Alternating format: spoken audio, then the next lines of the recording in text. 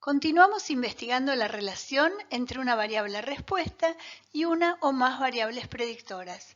En este video se estudiarán modelos que incluyen al mismo tiempo dos tipos de variables predictoras, cuantitativas y categóricas. En el caso de análisis de regresión, se incorporan variables auxiliares, también denominadas variables dummy o variables indicadoras o variables categóricas, para identificar a las categorías o grupos de interés. De esta forma, podemos evaluar el efecto de una variable cuantitativa, como una regresión, pero en dos o más grupos de observaciones de forma simultánea. Por ejemplo, el efecto de distintos niveles de una fertilización, que es un fertilizante, sobre el rendimiento de un cultivo, se puede estudiar en condiciones de riego y de secano, en dos categorías. La variable categórica identifica esos grupos de observaciones o situaciones experimentales. Y ese es el modelo de análisis de regresión con variables categóricas, que también se lo llama ARBC.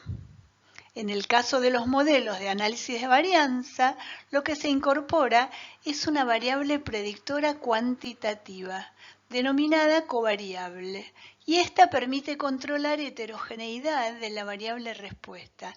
Por ejemplo, en un proyecto de conservación del venado de las Pampas en la Reserva de Campos del Tuyú, en la comparación entre distintos manejos para modificar la oferta forrajera, se puede considerar como covariable a la biomasa inicial de pasto en los diferentes lotes de pastizal antes de aplicar los tratamientos, ya que la introducción de esa variable en el modelo puede controlar variación en la respuesta no debida a los tratamientos de interés.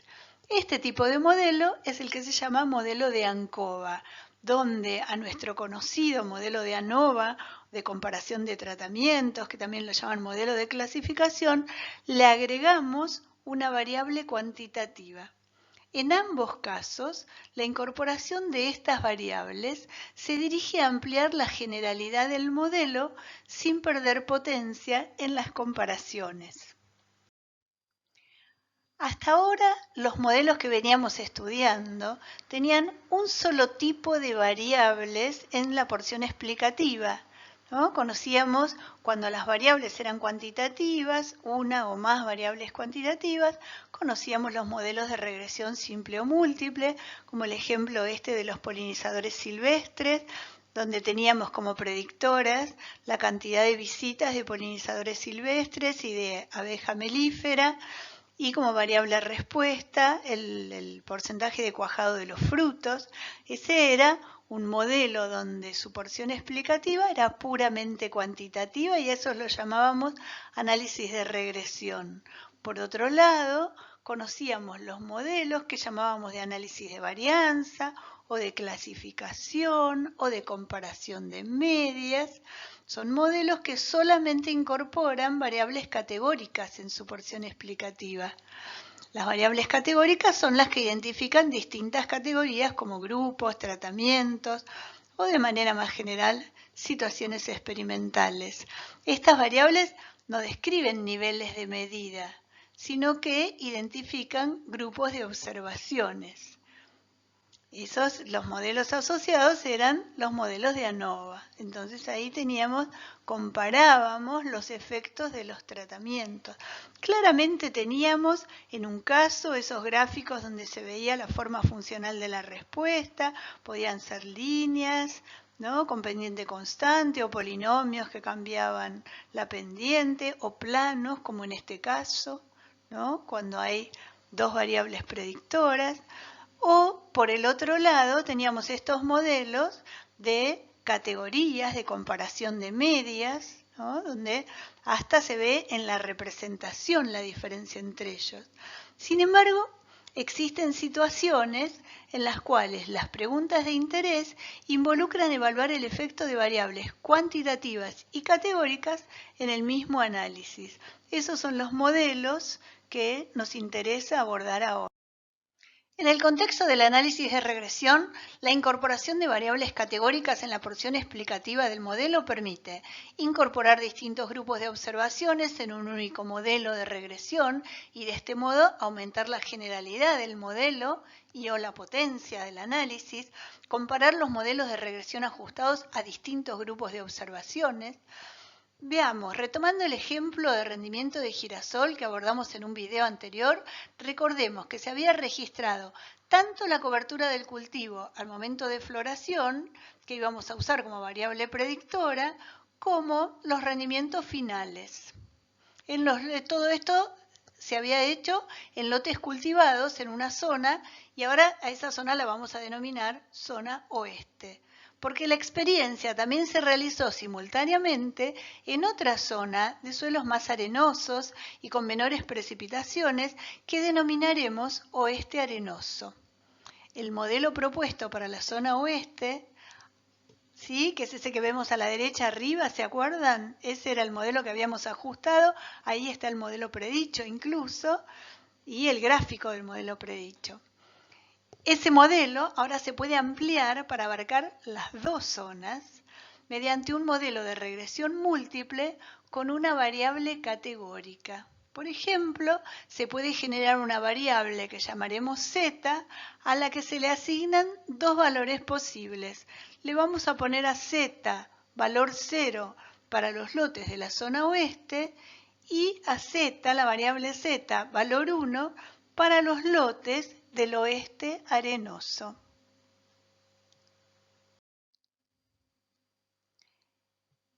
Este es el modelo que describe la variación en el rendimiento a partir de la cobertura en floración para ambas zonas. Dice que el rendimiento en cada lote es igual a beta 0 más beta 1 por la cobertura en floración en el respectivo lote, más beta 2 por ZI, que será un valor de 0 si estamos en el oeste, o 1 si es un lote del oeste arenoso, más beta 3 por la cobertura del lote por el valor de Z correspondiente, 0 o 1, más el error. Este modelo resulta en dos modelos de regresión simple, uno para cada zona, cuando ZI asume los valores 0 o 1 que identifican a los lotes de cada ambiente. Así, ¿sí?, cuando Z vale 0, desaparecen los términos que incluyen a Z del modelo y nos queda el modelo que conocíamos para la zona oeste, beta 0 más beta 1 por la cobertura más el error. En cambio, cuando Z vale 1, los dos términos que multiplican a Z quedan beta 2, queda solo, y beta 3 por cobertura. Quiere decir que si lo juntamos, beta 0 más beta 2 será la ordenada al origen del oeste arenoso y beta 1 más beta 3 será la pendiente del oeste arenoso. Entonces, el modelo que vemos abajo, que tiene como ordenada al origen beta 0 más beta 2, y como pendiente beta 1 más beta 3, que está multiplicando a la cobertura, es el modelo de regresión simple para el oeste arenoso.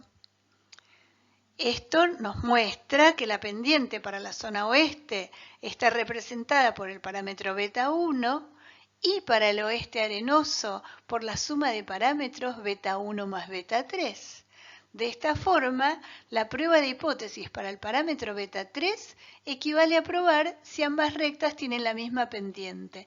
Por eso se la denomina prueba de paralelismo. También podría interesar investigar si ambas rectas tienen igual ordenada al origen. Esa es la prueba de coincidencia o prueba de elevación. Esto se pone a prueba con la hipótesis nula que dice que beta 2 es igual a 0, porque vemos que si beta 2 es igual a 0, ambos modelos de regresión simple tienen la misma ordenada al origen, ya que uno es beta 0 y el otro es beta 0 más beta 2. De no rechazar ambas hipótesis, tanto la de beta 2 igual a 0 como la de beta 3 igual a 0, se concluye que no hay evidencias para ajustar modelos distintos a ambos grupos de casos. Por otra parte, vamos a probar la hipótesis de si beta 1 es distinto de 0. Esa nos interesa mucho. Esa refiere a si la cobertura efectivamente influye sobre el rendimiento en la zona oeste.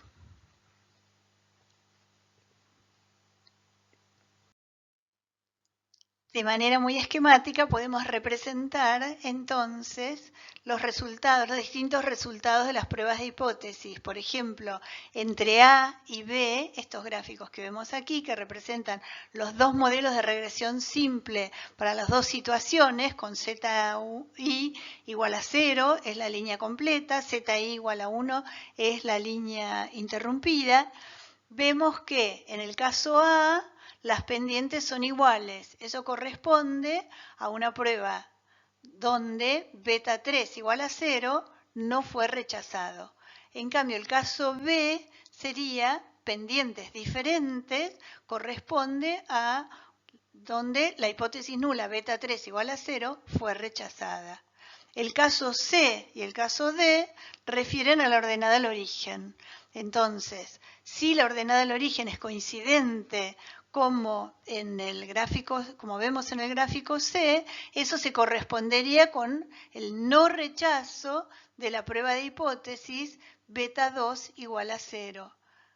En cambio, el caso D tiene ordenadas al origen distintas, pero además, o sea, esa ordenadas al origen distintas rechazó beta 2 igual a 0, pero además parece bastante horizontal todo, o sea que beta 1 no rechazó seguramente, que beta 1, la hipótesis nula que dice que beta 1 es igual a 0, y la que dice que beta 3 es igual a 0, ¿sí? Porque tanto en ZI igual 0, pendiente beta 1, como en ZI igual 1, las líneas cortadas con pendiente beta 1 más beta 3, ¿sí? Si se cumple lo que pareciera verse en el gráfico, en ambos casos la pendiente es 0, no se rechazaría la hipótesis nula que dice beta 1 igual a 0 y que dice la otra que dice beta 3 igual a 0. Para el caso de los lotes de girasol, aquí tenemos la tabla de coeficientes que nos permiten escribir el modelo estimado. ¿Sí? Cuando ponemos los estimadores de los parámetros de beta 0, beta 1, beta 2 y beta 3, queda construido el modelo de regresión múltiple y si reemplazamos por ZI, que es 0 para la zona oeste y 1 para el oeste arenoso, quedan armados entonces los modelos estimados para cada una de las regiones. Para la zona oeste es muy simple, es el estimador de beta 0 más el estimador de beta 1 por la cobertura. Para construir el modelo simple del oeste arenoso es el estimador 487,33, ¿sí? La ordenada del origen estimada, que surge del estimador de beta 0, 612,97, más el estimador de beta 2, menos 125,64. De igual forma se construye entonces el estimador de la pendiente para el oeste arenoso, ese 1940 surge del estimador de beta 1, 23,92, más el estimador de beta 3, menos 4,52. Las pruebas de hipótesis de paralelismo, que sería beta 3 igual a 0, ¿sí? La hipótesis nula, vemos que el valor P asociado es 0,4532. Por lo tanto, no se rechaza. No tenemos evidencias para decir que las pendientes para las dos regiones son diferentes. Tampoco se rechaza la prueba de coincidencia entre los modelos, ¿no? La prueba para beta 2 igual a 0 tiene un valor P asociado muy alto, 0,7699. Se concluye que el rendimiento responde de forma similar al incremento de la cobertura en ambas zonas. Las pendientes de las respuestas no difieren significativamente y que los rendimientos esperados en la zona oeste son similares a los de la zona oeste arenoso. Por lo tanto, no existen evidencias suficientes para ajustar modelos distintos a ambos grupos de casos. Notar que las ordenadas al origen no se interpretan como rendimiento esperado para el valor cero de cobertura en floración, lo cual sería absurdo, porque el rango de cobertura estudiado no abarca el valor cero, comienza en coberturas de 50%. Bueno, ya habrán notado, los que vieron el video anterior, que la ecuación estimada para la zona oeste coincide con el modelo de regresión simple ajustado para los mismos datos. En el modelo de regresión simple, ¿no es cierto? La misma coincidencia se encuentra si se ajusta un modelo de regresión simple para los lotes de oeste arenoso. Las ventajas que ofrece la regresión múltiple con variables categóricas, como se mencionó anteriormente, ¿no? Son, primero, la posibilidad de comparar los parámetros de ambas regresiones. Y segundo, el aumento de la generalidad del modelo. El modelo ahora describe la relación entre el rendimiento en función de la cobertura floración para una superficie mayor de la provincia de Buenos Aires. Y por último, el aumento en la potencia de la ANOVA, ¿sí? Los valores de T o F para las pruebas de hipótesis son algo mayores que en la regresión simple que habíamos realizado antes. Esta es la tabla de análisis de varianza para el modelo. Si bien vemos que las pruebas de hipótesis para cada uno de los coeficientes arroja la tabla de análisis de varianza exactamente la misma información, las Fs de las pruebas de parciales, ¿no? De sumas de cuadrados parciales, arrojan los mismos resultados que las Ts de la tabla de coeficientes.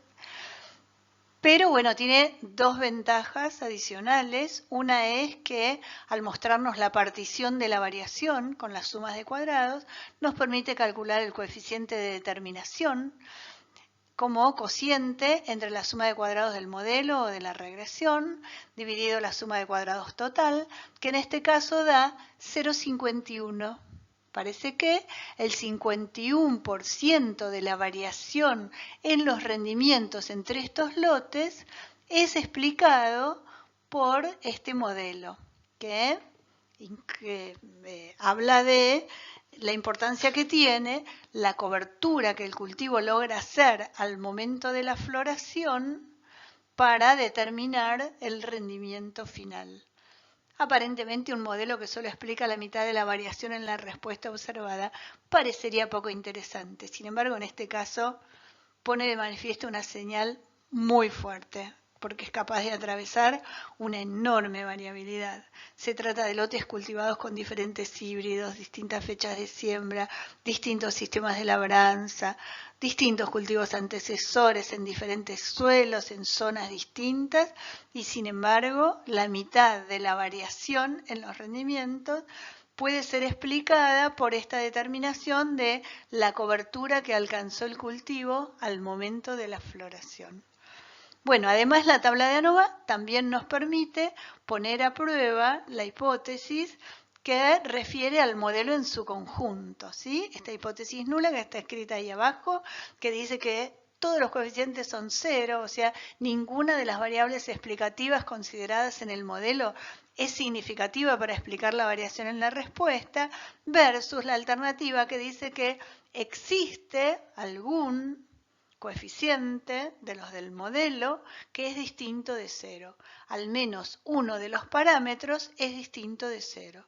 Bueno, esta prueba de hipótesis, como vemos en la tabla de ANOVA en el primer renglón, esa F de 2667, que es cuadrado medio del modelo sobre cuadrado medio del error, arroja un valor P menor a un 10 milésimo. O sea que hay mucha evidencia en estos datos en contra de esa hipótesis nula. Es decir, al menos uno de los parámetros es distinto de cero.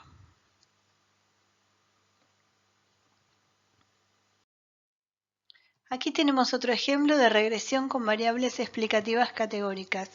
Es un estudio de comparación entre los salarios que perciben los profesionales varones y las profesionales mujeres de una ciudad. Se selecciona una muestra al azar de 17 profesionales de cada género, se registra su salario anual en pesos. El investigador desea averiguar si los salarios que perciben los varones son en promedio superiores a los que perciben las mujeres, pero previendo que el efecto de la experiencia laboral pudiera influenciar el salario, también registra la cantidad de años que cada individuo lleva ejerciendo la profesión. En la figura se observa que a mayor experiencia laboral, los salarios son mayores para ambos géneros. Antes de indagar si los salarios de los varones, que son en este caso los puntos blancos, superan a los de las mujeres, que son los puntos negros, se debe someter a prueba si la pendiente de la relación funcional entre experiencia y salario no difiere significativamente entre géneros. Para eso tenemos aquí la tabla de coeficientes de la regresión y vemos y podemos hacer las pruebas de hipótesis. Abajo tenemos escrito el modelo estimado con los valores que surgen de la tabla de coeficientes. Tenemos el modelo completo, ¿no? El modelo de regresión múltiple, y después, bueno, cuando ZI es 0, que son los varones, el salario, ¿no? Sub I queda estimado mediante esa ecuación, ¿no? De regresión simple estimada que tenemos ahí, 9.637 más 1.446 por la experiencia, y en el caso de las mujeres el salario resulta 7.612, recuerden, ahí estamos sumando el estimador de beta 0 más el estimador de beta 2, 9.600 menos 2.000 y pico, ¿sí? Eso da 7.600. Más 892.53 que surge de sumar el estimador de beta 1, 1446, menos 553, que sería más el estimador de beta 3, que es negativo en este caso. Tenemos que ahora someter a prueba las hipótesis. Empezamos por beta 3, que es muy interesante. Es la prueba de si las pendientes son diferentes entre varones y mujeres. Y ahí tenemos un valor de T de menos 2,59 y un valor P asociado menor al 5% que establecimos como nivel de significación, o sea que rechazamos la hipótesis nula que dice que beta 3 es 0. O sea que estamos descubriendo que estos datos aportan suficiente evidencia para decir que las pendientes son distintas entre ambos géneros.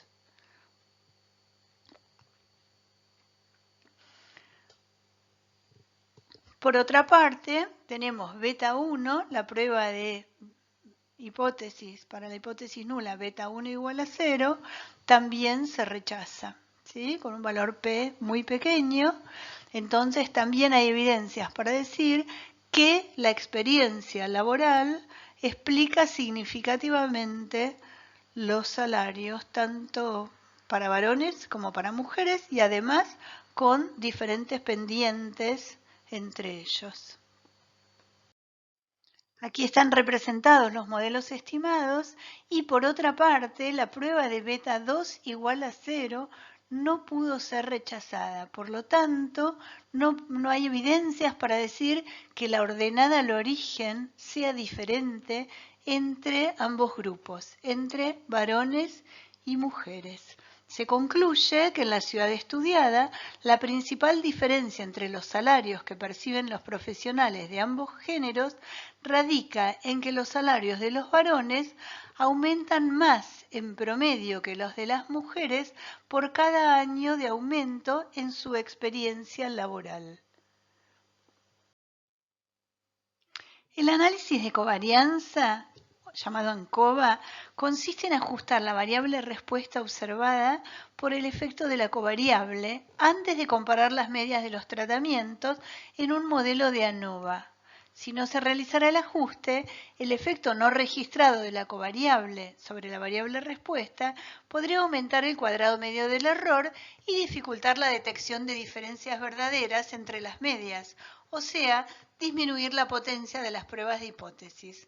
Es decir, el ANCOVA se utiliza para poner a prueba los efectos de dos o más tratamientos en un modelo de ANOVA como el que conocíamos, ¿no? Como ese que está ahí escrito, que la variable respuesta es igual a mu más tau i, el efecto de tratamiento más el error, pero le agregamos ahí en el medio un término que tiene que ver, ¿no? Esta particularidad que radica en que permite controlar la posible influencia de otra variable cuantitativa observada, la que llamamos x sub i k va a ser entonces la observación de esa covariable en el tratamiento i y la repetición k, o sea, la correspondiente a la observación que estamos modelizando de la respuesta, ¿no?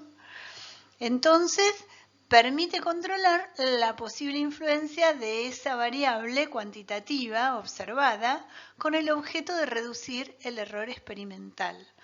O sea que conceptualmente, utilizar una covariable en el modelo es equivalente al uso de bloques, al que ya conocíamos, ¿no? El factor que nos servía para reducir el error experimental y consecuentemente aumentar la potencia del ensayo. Particularmente cuando la variable de bloqueo es cuantitativa, la delimitación de los bloques puede resultar muy subjetiva, en cambio en el ANCOVA no requiere esa clasificación en grupos. Permite remover la variación de la respuesta que se encuentra asociada a X utilizando las medidas conjuntas de ambas variables cuantitativas, esta X como predictora y la variable respuesta, en cada unidad experimental. El análisis de covarianza es un caso particular del modelo más general de análisis de regresión con variables categóricas, el que acabamos de presentar. Pero, a diferencia de aquel modelo que permite comparar las pendientes de los distintos tratamientos, el ANCOVA, en cambio, tiene un supuesto. El supuesto de que beta 3 es 0. Supone la misma pendiente beta 1 para los diferentes tratamientos. Ven acá, aparece una sola pendiente en el modelo, beta 1. El modelo de ANCOVA para un diseño completamente aleatorio generalmente se expresa como está escrito ahí abajo, ¿no? Entonces, el valor de la respuesta cuando se aplicó el tratamiento I a la unidad experimental K se considera generado por mu, que es la media general de la variable respuesta sobre todos los tratamientos evaluados, más tau I, que es el efecto del tratamiento correspondiente I, beta 1, que es el efecto de la relación entre la respuesta y la covariable X producido por la distancia que presenta el valor de la covariable en esa unidad, X y K, respecto a su media, más los epsilon sub i k, que son errores independientes con distribución normal, media cero y varianza sigma cuadrado. Aquí, además de los supuestos de independencia, homogeneidad de varianzas y distribución normal de los errores, el modelo de ANCOVA tiene como supuesto adicional que el coeficiente de regresión beta 1 sea el mismo para los distintos tratamientos. Es decir, que la pendiente de la relación entre la variable respuesta y la covariable no debe diferir entre tratamientos. De hecho, si la relación entre la covariable y la respuesta resultara diferente entre los tratamientos, esa diferencia entre las relaciones pasaría a ser el resultado más relevante del estudio, como pasaba con los salarios, ¿no es cierto? Y perdería interés la comparación entre las medias de los tratamientos. En ese caso, la regresión con variables categóricas, el RBC, es el contexto más adecuado para analizar los datos. O sea que solo nos metemos por el camino de la ANCOVA cuando podemos hacer ese fuerte supuesto de que las pendientes asociadas a la variable predictora cuantitativa son iguales para los distintos tratamientos. Este es un ejemplo de análisis de covarianza. La suplementación diferencial de terneros al pie de la madre, práctica que se denomina creep feeding, tiene como objetivo aumentar la tasa de crecimiento de los terneros lactantes en el último periodo antes del destete. Se realizó un experimento con el objetivo de comparar el efecto diferencial de dos raciones suplementarias que vamos a llamar S1, suplemento 1 y S2, suplemento 2, sobre el aumento diario de peso de terneros. Debido a que el aumento de peso alcanzado por cada ternero lactante sería afectado no solo por la ración, sino también por la producción de leche de cada madre, que varía con su capacidad genética, con la disponibilidad de pasturas y con su historia nutricional previa, se registró también la producción diaria de leche de la madre para ser utilizada como covariable en el análisis. Se asignaron 10 terneros a cada ración. En estos gráficos se representan en las ordenadas el incremento diario de peso de los terneros en gramos por día en los dos tratamientos de suplementación. En el box plot de la izquierda se observa que la gran variabilidad en las respuestas dentro de los tratamientos dificulta la detección de las posibles diferencias entre los tratamientos de suplementación. En el gráfico de dispersión de la derecha se observa que gran parte de esa variabilidad es explicada por la variación en la producción de leche de las madres, expresada ahí en litros por día, y que para cada nivel de esa covariable, uno de los tratamientos supera al otro en casi todos los casos observados.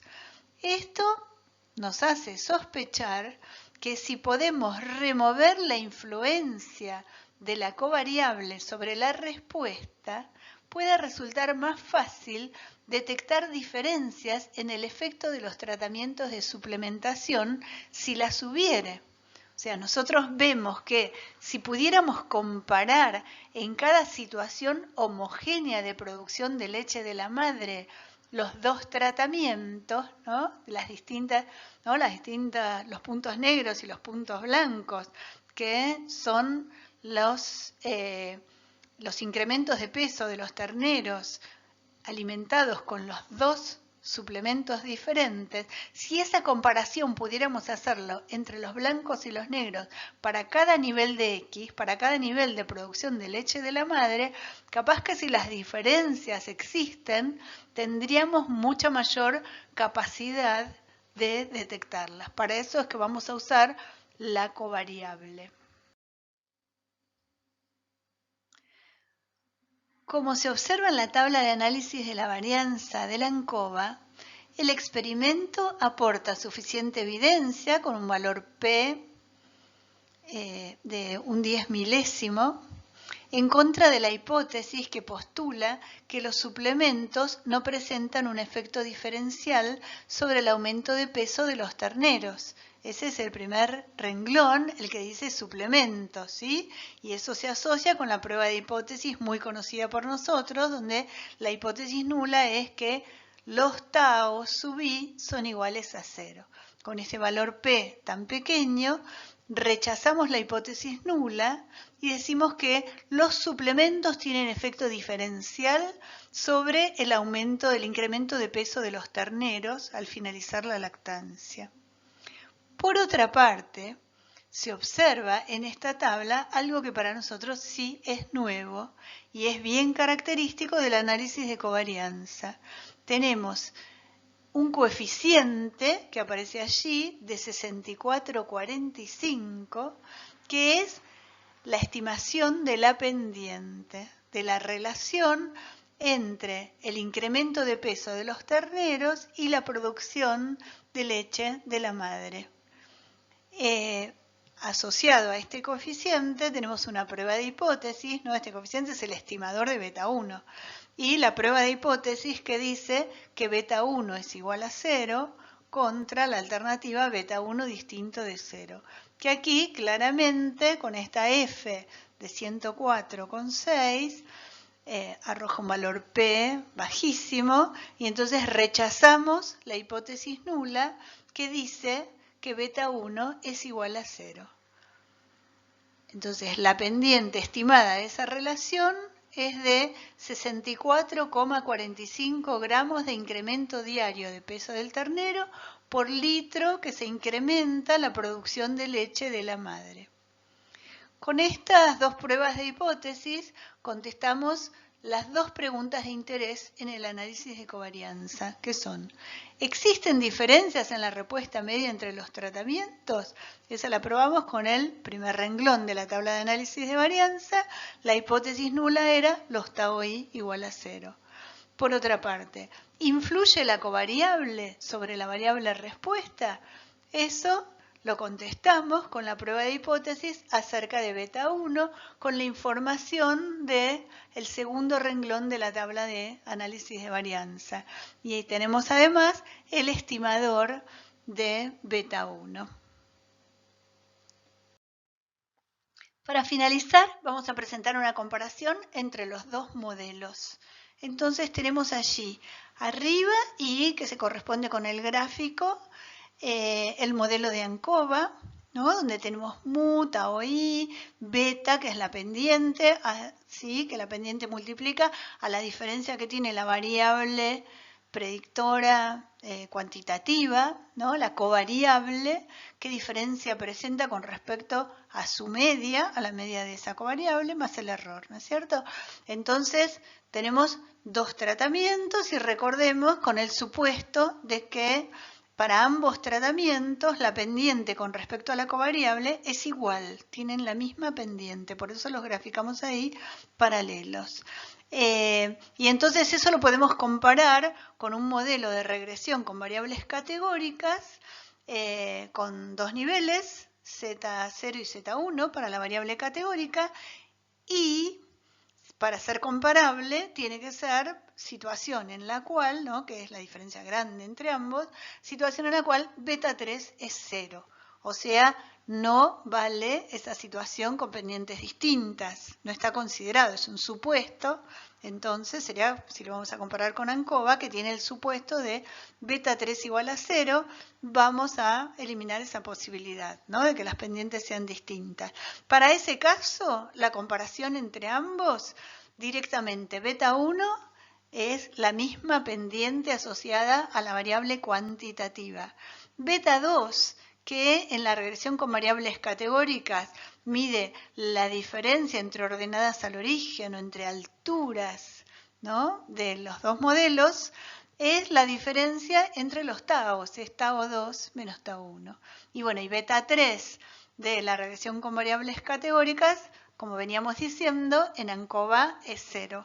Entonces esas serían las principales equivalencias entre ambos modelos. El procedimiento de regresión con variables categóricas entonces sirve también para analizar datos de ANCOVA, ¿no es cierto? Es más amplio, digamos, incluye también la situación del ANCOVA. Entonces, ¿por qué es que los presentamos a los dos, ¿no? ¿Cuál es la distinción que justifica su presentación como modelos diferentes? Bueno, principalmente eso tiene que ver con los objetivos que guían a cada estudio, ¿no? La regresión con variables categóricas generalmente se usa para contestar una pregunta principal que refiere a la relación funcional con la variable predictora cuantitativa, ¿no? Y entonces eso lo compara entre grupos de tratamientos identificados mediante variables categóricas, ¿no? Y la hipótesis nula asociada a esa comparación de si la respuesta funcional a la variable cuantitativa es distinta entre los grupos. Bueno, cuando son dos grupos ya vimos que es la pregunta asociada a la hipótesis nula que dice beta 3 igual a 0. En cambio, en el ANCOVA, o sea, en el análisis de covarianza, la pregunta principal está asociada con la comparación de las medias de los tratamientos, ¿no? La hipótesis nula asociada es tau i igual a 0, los tau i igual a 0, como habíamos visto en los modelos de análisis de varianza, en los modelos de clasificación, ¿no? Donde lo importante es comparar las medias de los tratamientos. Entonces, o los efectos, es equivalente. ¿Se acuerdan? Cuando las medias son iguales, los efectos de tratamiento son 0. La relación de la variable respuesta con la cuantitativa independiente no es de interés, no es un tema central en el ANCOVA. O a veces incluso es una relación que ya se conoce, ¿no? Pero lo que se hace es en el modelo, en el experimento, aprovecharla para aumentar la potencia de las comparaciones. O sea, también la medimos porque sospechamos que genera variación y esa variación queremos correrla, ¿no? Se parece mucho a nuestra idea de bloquear para controlar la heterogeneidad del material experimental y de la población, ¿no? En definitiva. Cada vez que no se puede asegurar con información previa el supuesto de igual pendiente para los distintos tratamientos, entonces hay que hacer regresión con categóricas porque uno necesita poner al parámetro beta 3 en el modelo para ponerlo a prueba, ¿sí? O sea que en ese sentido la regresión con categóricas claramente es más versátil. Sin embargo, cuando el diseño es complejo, por ejemplo, modelos mixtos o factoriales de gran dimensión, el análisis de covarianza ofrece un contexto más apropiado para analizar esos modelos más complejos y entonces ahí uno le agrega la covariable al análisis de covarianza. Bueno, acá termina nuestra clase acerca de modelos que combinan en su componente explicativa o determinista tanto variables quali como cuantitativas.